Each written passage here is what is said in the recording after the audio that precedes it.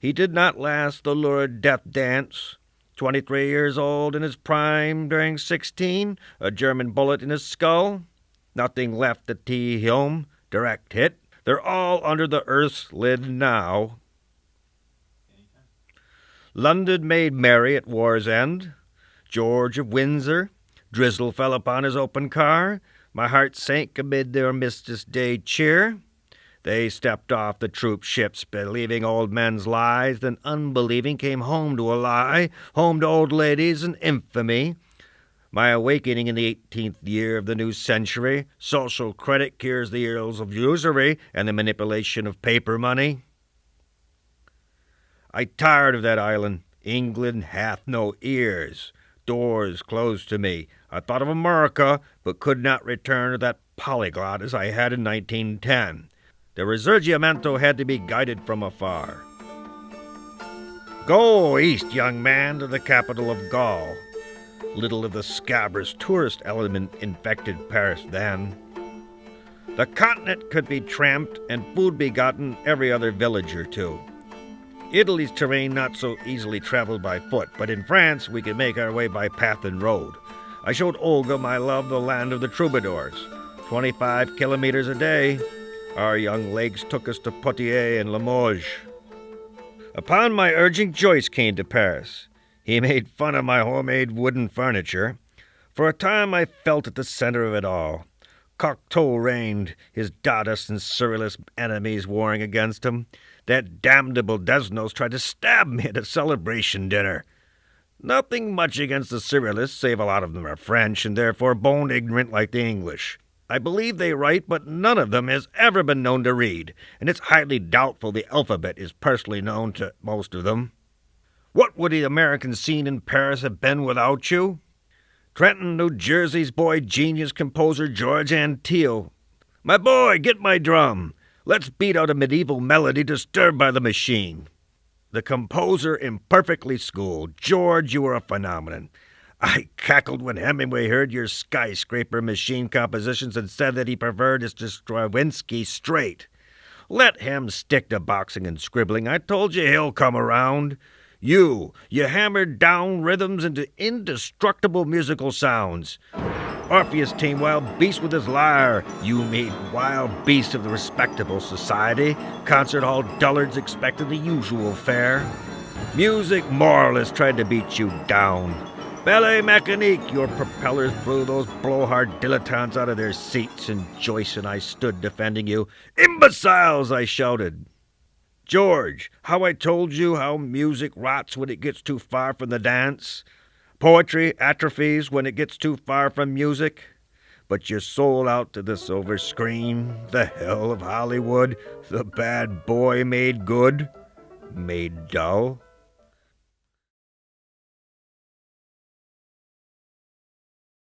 Joyce, it's you shabbily dressed Hibernian. I patched Cyclops come a-wandering into my chamber.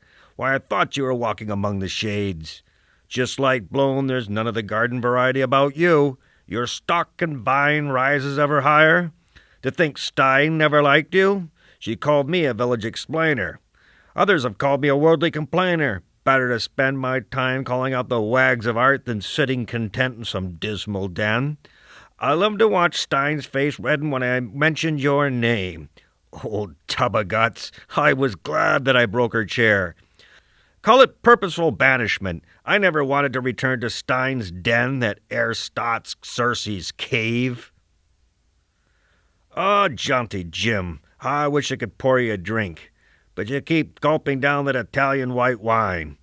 You know they've told you that sweet stuff only exacerbates the pain of those dim eye lamps. Do as you wish, as you've always done. Have you heard from the great American Hemingway? I'd still like to go around with the boy, teach him a few tips on the tennis court. But oh, how my back aches in this tomb of a bed. Hem was something. I heard a while ago that he called me a traitor.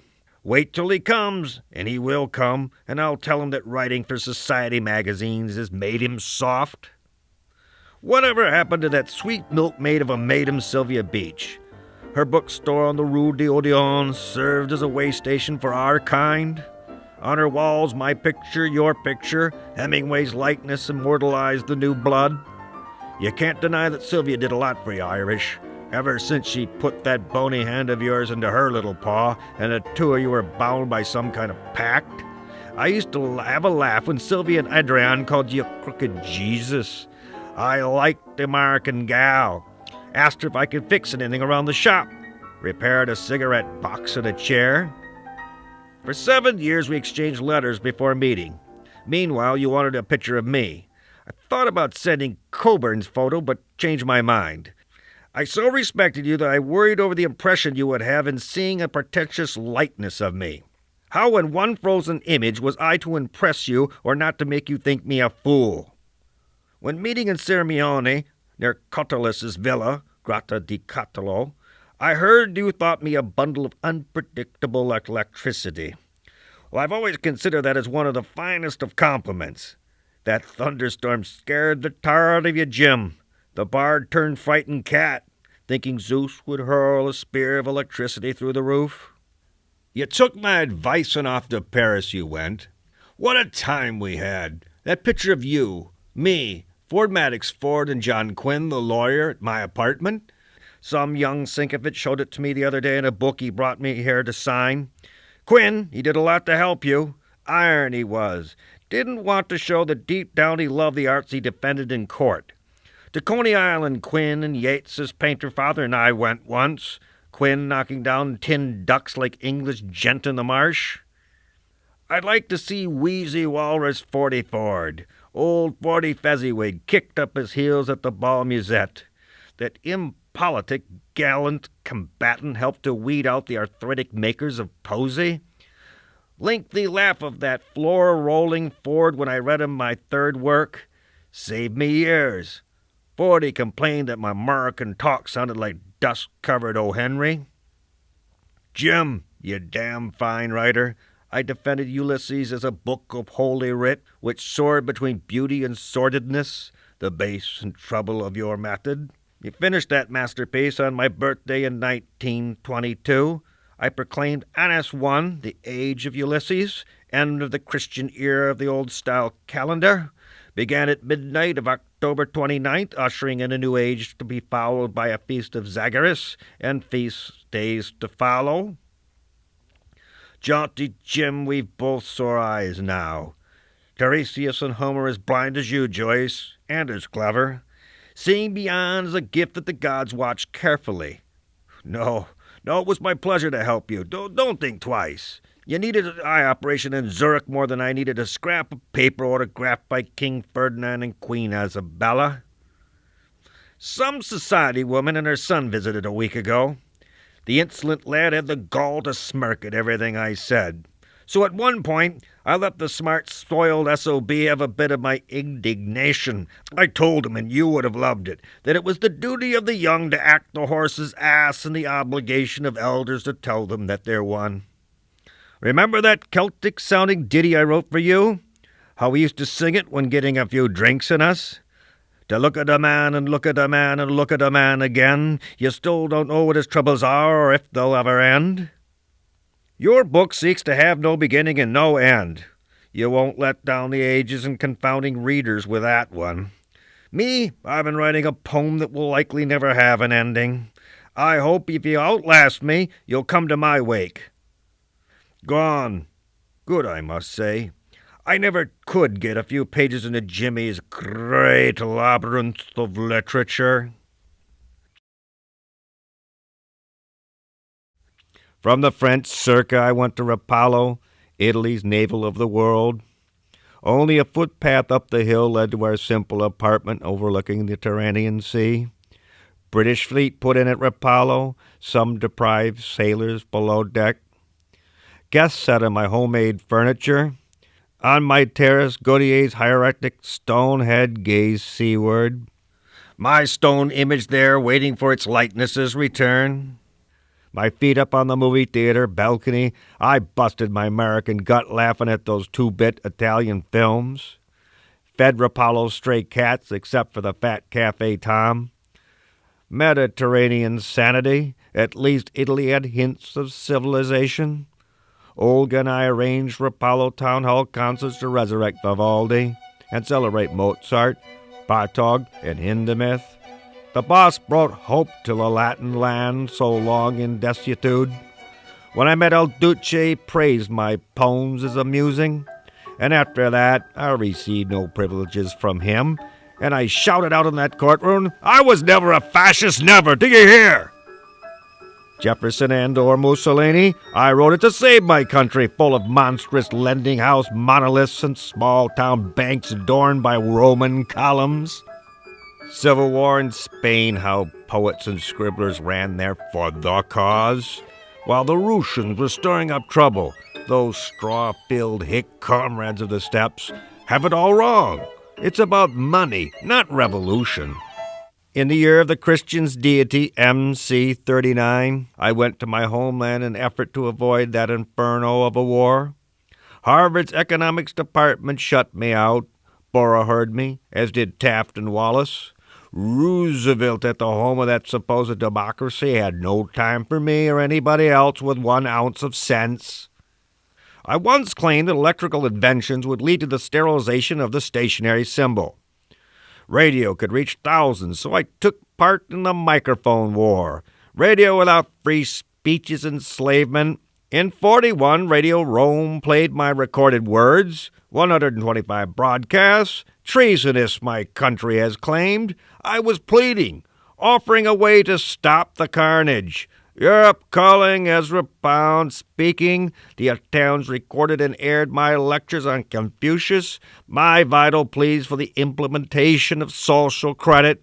Radar won the war, my friend. Each morning, American newspapers toss out tosh, filling groggy brains with mental sewage. Show me a journalist who doesn't lie, and I'll show you a man soon out of a job. Front-page propaganda making me out a traitor. In 43, a District of Columbia grand jury indicted me for treason. Your own country accuses you of such crimes, and you receive no summons, no letter, and learn of it in the smear sheets. I kidnapped that microphone. I wrote to the Attorney General stating that I was required by the Italian government to sign a document stating that nothing be asked of me contrary to my conscience or country. Nothing I said violated that. Besides, who heard my radio broadcasts? A couple of old ladies in Maine? The Duce having been rescued and ruling in the north, I took to the open road. Knapsack and want for food, my feet blistered in borrowed boots, I slept under the stars. And then by train I reached the new Italian Republic in Salo. Back in Rapallo, I tried to give myself up to my countrymen soldiers, and they looked at me as if I were some blithering old madman. Laocoon, my kindred spirit, unheard, waiting sea serpents strangling. Italy got back Lucky Luciano. Why should they not take me?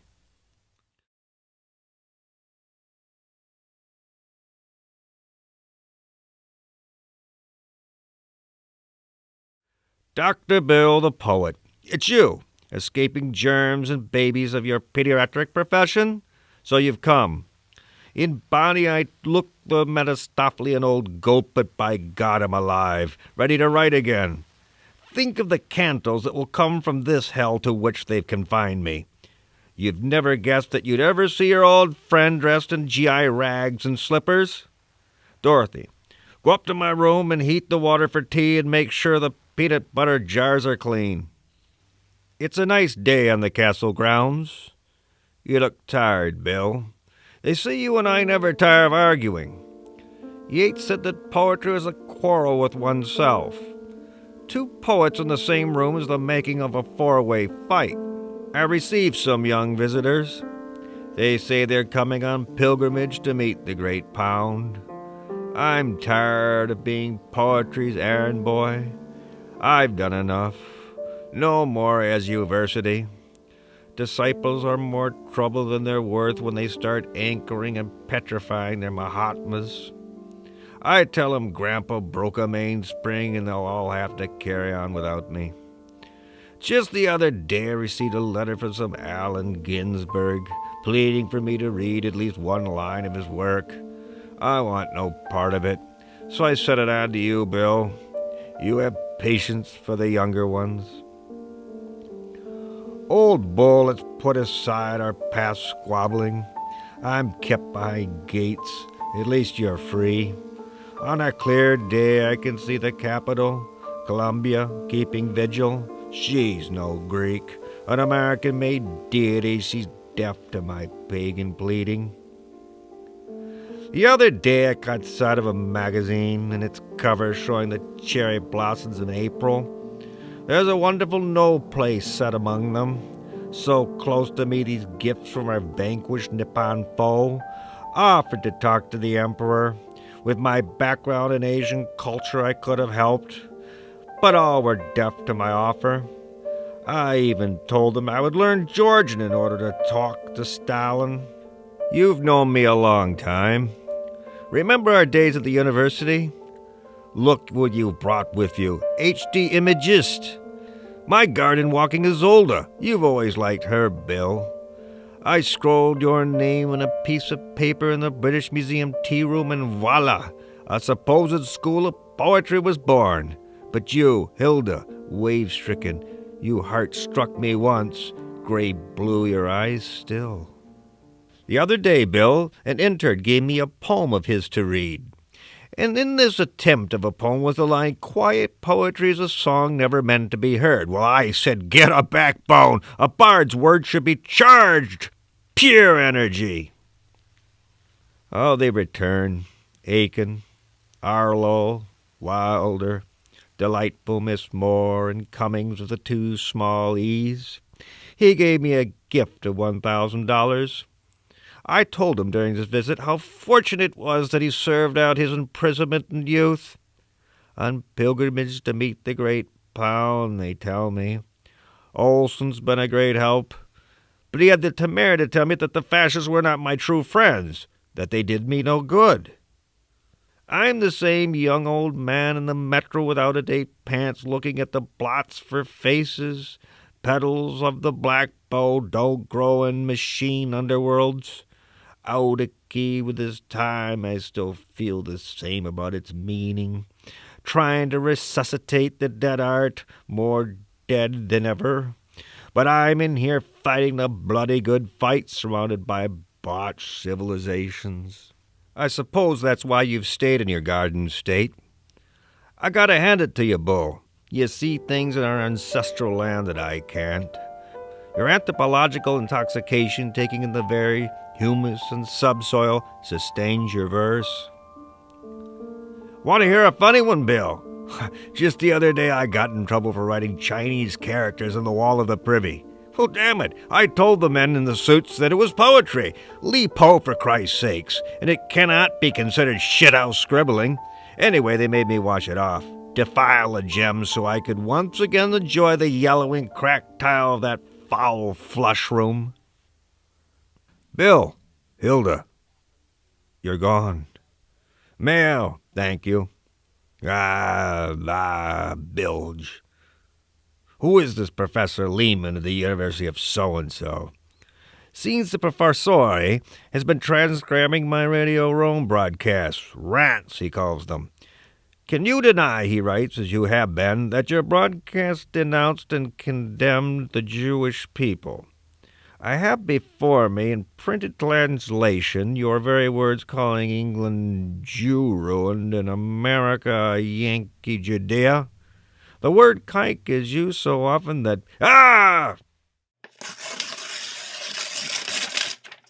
Detractors everywhere I look. My father invited Jewish friends to our house, and one of my first loves was a pianist of the Hebrew race. I knew little about Hitler's atrocity. No one seems to remember that I said that usury knows no race. There is many shekel chasers in the ranks of Goyim. Bank of England, the beginning of our end. I wrote in Culture that race prejudice is a red herring, and that book, I might add, was dedicated to a Jew, Louis Sokovsky. Suppose America wants to exact its pound of flesh. Damn! Damn, I'll never be left alone. I have a message for all my horse's ass critics. I don't need your approval for my existence. There it is again, the sound of those infernal boxes. At least the cinema's an entertaining way to waste time. Television sets, well, they're nothing but rotten conduits to some soap bubble world. Should send my foot through all of them. They're trying to bring the intelligence of the people on the outside down to the level of the people on the inside. Thank Parnassus you've come. Please, shut the door. Out of all of them, I've been waiting for you, Ham. What happened to the virile man? You, as you said, have that fat married look. There's that slow Midwestern grin. Some things never change.